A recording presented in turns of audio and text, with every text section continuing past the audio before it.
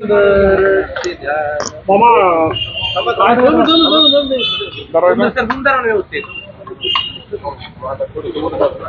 मामा आज उपमुख्यमंत्री सुनेत्रा पवार यांची भेट घेतलेली आहे. काय चर्चा झाली भेटीमध्ये? आपल्या सर्वांना माहिती आहे की अजितदादा पवार साहेबांचं अपघाती निधन झालं. त्यानंतर आम्ही आज दादांना 10 दिवस होत आहेत आणि आज 10व्या दिवशी मी स्वतः या राज्याचे उपमुख्यमंत्री सुनेत्रा वहिनी यांना भेटायला गेलो होतो आणि अजूनही वहिनी दुःखामध्ये आहेत. निश्चित प्रकारे आम्ही वहिनीने एकच सांगलं की आम्ही सगळे तुमच्याबरोबर आहोत. भविष्यामध्ये दादांच्या नंतर आपल्याकडून या राज्यातील जनतेच्या अपेक्षा आहेत आणि आपण सगळेजण एकत्र काम करूया. आणि अशाप्रमाणे आज वहिनींशी चर्चा झाली आणि दादांच्याच विषयी चर्चा. आज कुठला राजकीय विषय आज कुठला नव्हता की दादांच्या आठवणी, दादांचे विषय. कारण का मी दादांच्या जवळ होतो हे वहिनींना पण संपूर्ण पवार कुटुंबियांना माहिती आहे. त्यामुळे वहिनींची त्या निमित्तानं भेट घेतली. दोन्ही राष्ट्रवादीच्या विलिनीकरणाची चर्चा करत गेल्या अनेक दिवसापासून जोर धरते.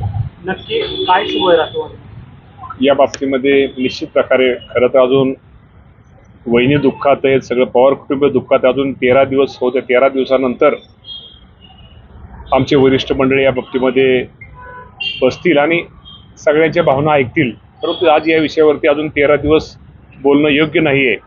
आणि वहिनी ज्यावेळेस दुःखातून संपूर्ण बाहेर 13 दिवसानं ते येतील या बाबतीमध्ये, त्या बाबतीमध्ये जो काय विषय असेल, जे काही चर्चा असेल त्यानंतर या बाबतीमध्ये चर्चा केली जाईल. पण 13 दिवस माझी पण आपल्याला विनंती की अजूनही दादांचे 13वा झाल्यानंतर या बाबतीमध्ये आपण चर्चा केलेली बरी. तुम्ही खूप दादांच्या जवळ होता. अगदी खंडेर समर्थक म्हणण्यापेक्षा जवळचे मित्रत्वाचं तुमचं नातं होतं. काय या विलिनीकरणासंदर्भात दादांनी तुमच्याबरोबर चर्चा केली का? कारण राष्ट्रवादीचे काही मंत्री म्हणतात, वरिष्ठ नेते म्हणतात की आमच्याबरोबर कुठली चर्चा झाली नव्हती. दुसरीकडे शशिकांत शिंदे असे म्हणतात की मी आस्तींची शपथ घेऊन सांगतो की आमच्याबरोबर चर्चा होत होत्या. तुमच्याबरोबर काही चर्चा झाली नाही? आता माझं म्हणणं आहे खरंच या बाबतीमध्ये कुणीच त्याला वेगळा रंग देऊ नये.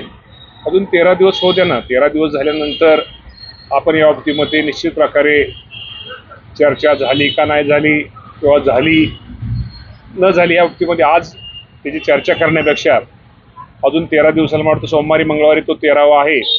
त्यानंतर आपण निश्चित प्रकारे या बाबतीमध्ये चर्चा करू. आमदार रोहित पवार काल असं म्हणाले की उपमुख्यमंत्री सुनेत्रा वहिनी यांनीच पक्षाचं राष्ट्रीय अध्यक्ष व्हावं. तुमचं काय मत आहे या बाबतीमध्ये? सर्व आमदारांचं मत हे निश्चित प्रकारे तेच आहे की सुनेत्रा वहिनींनी अध्यक्ष व्हावं का न व्हावं या बाबतीत आता सगळ्या आमदारांची चर्चा होईल.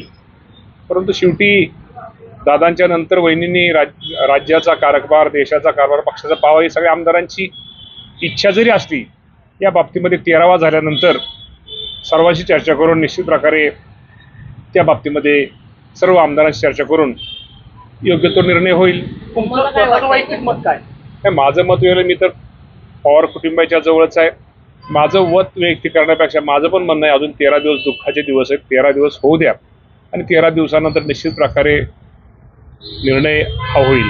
अजितदादांचा अपघात की घातपात अमोल मिटकरी सातत्यानं विधानं करतायत. 5 माणसं होती, असं एखाद्याच्या अपघाताचं, एखाद्या दुःखाची बातमी पवार दादा जाण्याची सगळ्यांना दुःखद बातमी आहे. या बाबतीमध्ये यामध्ये कुणीही राजकारण करू नये. तो विमानाचा अपघातच होता आणि विनाकारण कुठं त्याला वेगळं काहीतरी जोडू नये आणि जोडून निश्चित प्रकारे या बाबतीमध्ये असं करू नये.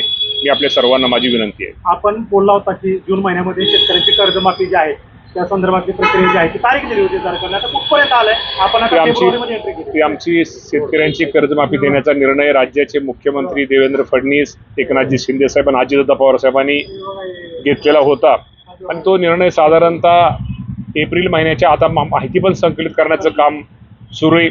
साधारणतः एप्रिल महिन्याच्या अगोदर ती माहिती संपूर्ण आमच्याकडे येईल आणि एप्रिल महिन्याच्या पहिल्या आठवड्यात माहिती आल्यानंतर तुम्हाला माहिती परदेशी साहेबांच्या अध्यक्षतेखाली एक कमिटी आम्ही स्थापन केलेली आहे आणि त्या कमिटीचा रिपोर्ट साधारणतः एप्रिल महिन्याच्या पहिल्या आठवड्यात येईल आणि 30 जूनपूर्वी या राज्यातील शेतकऱ्यांची कर्जमाफी देण्याचा निर्णय राज्य सरकार घेईल. अजितदादा यांच्याकडे जे अर्थ खातं होतं ते आता देवेंद्र फडणवीस यांच्याकडे गेलेलं आहे. आता बजेट देखील देवेंद्र फडणवीसच मांडणार आहे. तुम्ही अर्थ खात्यावर दावा करणार आहात? नाही नाही, आज दावा मी तुम्हाला म्हणलं ना, अर्थ खात्यात राज्याचे शेवटी मुख्यमंत्री हे प्रमुख असतात. आज दादाच्या जाण्यानं ती पोकळी किंवा तो पोकळी निर्माण आहे. त्यामुळं निश्चित प्रकारे देवेंद्र फडणवीस आता त्यांनाच ते बजेट आता काही अचानक हे आलेलं आहे, अधिवेशन आले आहे, तेव्हा देवेंद्र फडणवीस ते बजेट मांडतील आणि त्यानंतर योग्य तो निर्णय घेतील. या बजेटमध्ये कर्जमाफीचा विषय व्यक्त केला जाईल. बजेटमध्ये म्हणण्यापेक्षा तुम्हाला माहिती आहे की मुख्यमंत्र्यांनी आणि दोन्ही उपमुख्यमंत्र्यांनी हा निर्णय जाहीर केलेला आहे.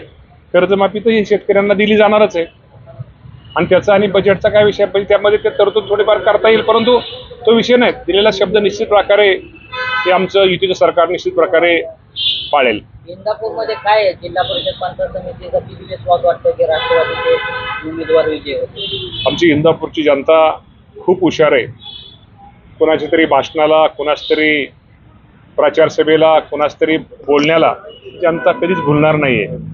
त्यामुळं निश्चित प्रकारे माझं आणि हर्षवर्धन पाटलांचं पूर्वी आमच्या दोघांचेच दोन हे असायचे, पण आज आम्ही दोघंही एकत्र तालुक्याच्या विकासासाठी एकत्र आलेलो आहोत. राष्ट्रवादीच्या घड्याळ्या चिन्हावरती आमचे सगळे 24 निवडणूक लढवत आहेत आणि तुम्हाला कळेल, मी बोलण्यापेक्षा तुम्ही माझं आता हे रेकॉर्ड करा. मी जे बोलतोय साधारणतः परवा दिवशी तुम्हाला ते जी माहिती ते रेकॉर्ड परत ते वाजून दाखवा. आमचे 24चे 24 उमेदवार हे चांगल्या मतांनी निवडून येतील.